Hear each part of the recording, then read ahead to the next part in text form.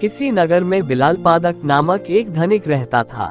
वह बहुत स्वार्थी था और सदाचार के कार्यों से कोसों दूर रहता था। उसका एक पड़ोसी निर्धन परंतु परोपकारी था। एक बार पड़ोसी ने भगवान बुद्ध और उनके शिष्यों को अपने घर भोजन के लिए आमंत्रित किया। पड़ोसी ने ये भी विचार किया कि इस महान अवसर पर अधिकाधिक लोगों को भोजन के लिए बुलाना चाहिए। ऐसे संकल्प के साथ पड़ोसी ने बड़े भोज की तैयारी करने के लिए नगर के सभी व्यक्तियों से दान की अपेक्षा की एवं उन्हें भोज के लिए आमंत्रित किया। पड़ोसी ने बिलालपादक को भी न्योता दिया। भोज के 1-2 दिन पहले पड़ोसी ने चहुआ घूमकर दान एकत्र किया। जिसकी जैसी सामर्थ्य थी उसने उतना दान दिया।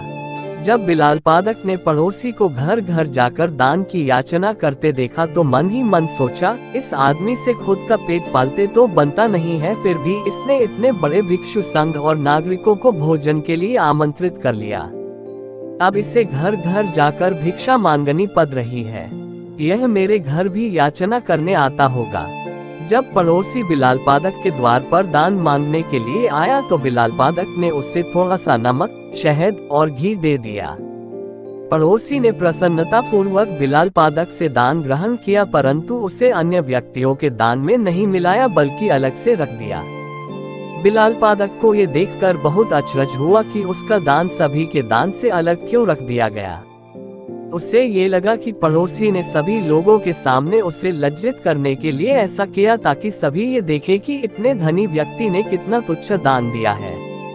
बिलालपादक ने अपने नौकर को पड़ोसी के घर जाकर इस बात का पता लगाने के लिए कहा। नौकर ने लौटकर बिलालपादक को बताया कि पड़ोसी ने बिलालपादक की दान सामग्री को थोड़ा थोड़ा सा लेकर चावल, सब्जी और खीर आदि में मिला दिया। ये जानकार भी बिलालपादक के मन से जिज्ञासा नहीं गई और उसे अभी भी पड़ोसी की नीयत पर संदेह था। भोज के दिन वह प्रातः अपने वस्त्रों के भीतर एक कटार छुपाकर ले गया ताकि पड़ोसी द्वारा लज्जित किए जाने पर वह उसे मार डाले। वहां जाने पर उसने पड़ोसी को भगवान बुद्ध से यह कहते हुए सुना, भगवान, इस भोज के निमित्त जो भी द्रव्य संग्रहित किया गया है वह मैंने नगर के सभी निवासियों से दान में प्राप्त किया है।